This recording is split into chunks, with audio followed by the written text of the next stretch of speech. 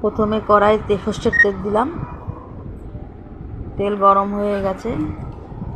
এবারে পটলগুলো ভালো করে লাল লাল করে ভেজে নিলাম নুন হলুদ দিয়ে। এবার তুলে নেব, তুলে নিয়ে চিংড়ি মাছটা ভালো করে ভেজে নেব।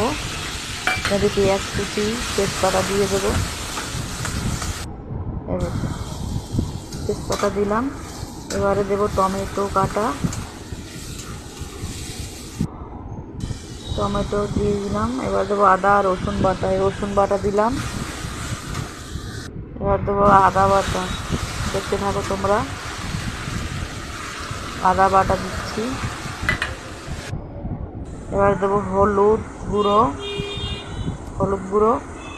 আর লঙ্কা জিরে ধনে একসঙ্গে বেটেছি, এই যে এটা দিলাম।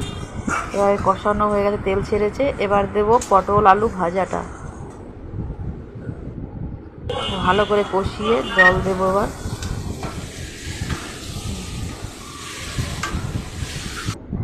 জল দিয়ে ফুটালাম। দেখো প্রায় হয়ে এসেছে, মাখা মাখা হয়ে এসছে। আর একটু মাখা মাখা হয়ে গেলেই এবার দেবো শাহি গরম মশলা, এটা না দিলে ভালো হয় না। দিলাম, হয়ে গেছে রেডি গরম গরম পটল চিংড়ি শর্টকাটে। আপনারাও